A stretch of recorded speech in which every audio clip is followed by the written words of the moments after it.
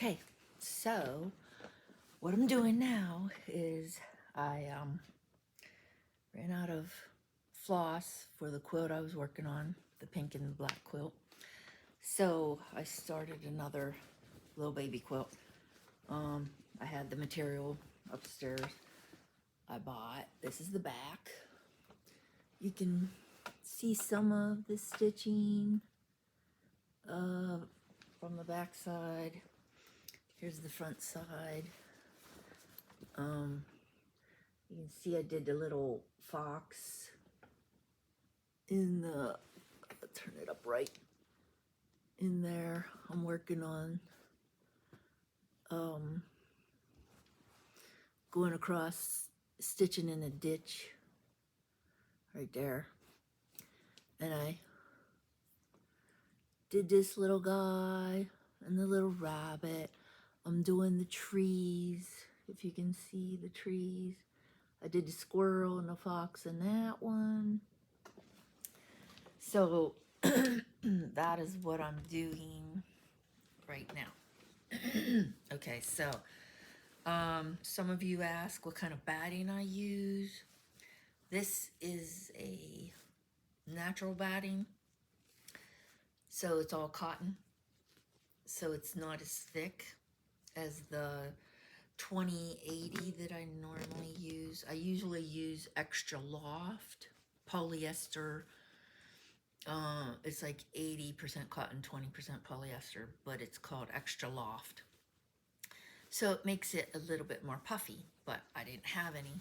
All I had was this. So I had bought this earlier on sale to try, and sometimes I use it in my quilts, but it's not my favorite to say. Okay, so I pinned it all. You can see all the pins. I pinned all 3 layers together. And I put my hoop in the center to start.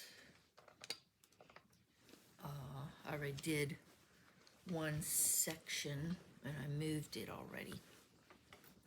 I did this section, like, I don't know if you can see it now. So I got that part done. And then I moved it over another section. I still have some of the pins in that I didn't take out yet. I just wanted to show you how close together I pin it. So I put one in almost every one of these little triangles just so it stayed where I wanted it and it didn't move. Also, I want to show you the tools that I use each time. This is a bold quilting, hand quilting thread. The label came off the other side, but it's a thicker thread. I'm using white in this one because the background's more white.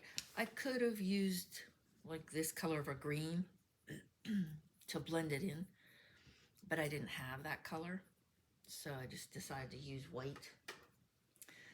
I have my little needle puller. These are really nice to have. I have my leather thimble. My metal piece came out of here, so I flip it around and I've been using it there, but I'm gonna have to get a new one because it's getting worn out. So these are my tools. My needle is in my quilt already. I recently came across this little needle puller. You're supposed to wear it like that, and then when your needle gets stuck in your quilt, you're supposed to push this button down and it will grab your needle. Maybe I should show it to you this way. Push this button down and it would grab your needle, and then you can pull it through. It also has a little cutter on it to cut your thread. So it's really nice, and then it has the bottom piece here and here to help push your needle through if you need a little bit of push. Like, you can stick your needle against it and push it if you need to do that. So it's like 3 tools in one. but I'll show you how the needle puller pulls it through. This is kind of awkward for me. I'm going to turn it around and do it this way, I think. Okay, so what I was doing, you loop it, you put the needle through this little, if I can get it. Okay, so you put it in the little space right there, and then you push your button down. See the button? And then it pulls it right through. So it's kind of handy, but it's also awkward for me because I've never used one, so I need to practice, I guess. But right now, I just have been using my green needle puller because I feel like I'm used to it, and it is a little more simpler for me to grab it and use it if I need to. This material isn't too bad. My needle has not been getting stuck as much as it was in the other quilt, so I haven't been using the needle puller as much because it's not been difficult to pull through. Sometimes where there's thicker material where the seam has moved to one side or the other, I'll have a thicker spot, and then that's where I'll have trouble, and then I'll have to get the needle puller out. But other than that, it's been pretty good. But I got this material a year or so ago from, I see a couple pieces of thread that didn't get hidden, so I'm trimming them off. I think I got this through Joann Fabrics online when they were still in business. They closed this year, and so we do not have a Joann Fabrics anymore. But I used to order stuff online because I could get stuff online that I couldn't get in the store. Okay, so right here it's getting a little tough because it's right where all the seams meet, and so I will use my needle puller right there, and sometimes I'll stop and do one stitch at a time where all the points meet because it's just hard for me to get my needle to go through all those layers because they're all right there. In the corner there's 1, 2, 3, 4, 5, 6. So there's 6 layers of fabric right there. Sometimes you get just too much in one spot, and then it's just hard to pull your needle through or even put it down through the fabric because there's too much going on right there. But otherwise, this has been a pretty good quilt to quilt through. Like, this isn't a thick batting either, so that's also, you know, and it also some of the battings have seeds in them, the natural battings. So since they started making this, I think they've gotten better with that. But when they first started making the 100% natural batting, it would have little tiny seeds and your needle would hit it and it would be hard to maneuver. But they've gotten better with that. But the fabric I also have on the back is a nice little soft flannel fabric, so it makes it a nice little cozy quilt. You can give them for baby quilts, or you can give them as a gift for a little tiny lap quilt for people.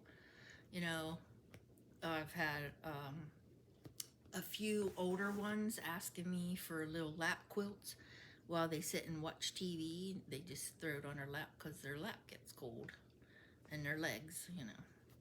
So it's not so cumbersome for them to move, like with a big blanket or, quilt, a larger quilt. So it's a nice little cozy quilt for them to sit with and watch TV or do their own little crafts. Okay, so I usually, when I buy cheater quilts, because that's what this is called, a cheater quilt, I didn't have to piece it together. I bought it this way. If there are plain areas, sometimes I'll add my own little, designs or stitching, but since there's not too much plain areas going on here, I've just been quilting what is in the center just to, give it a little bit more texture. As you can see, I quilted all these little things, and that can be tedious. So this quilt is smaller pieces of fabric. So if you really didn't want to do that, you wouldn't have to, but there are other options. If you want more quilting, you can draw a line and make these smaller strips. But this has got so much going on, I don't even bother quilting in these. Plus, this fabric is kind of hard to quilt through.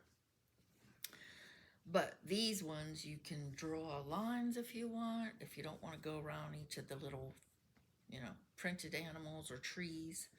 So, there's other options you can do.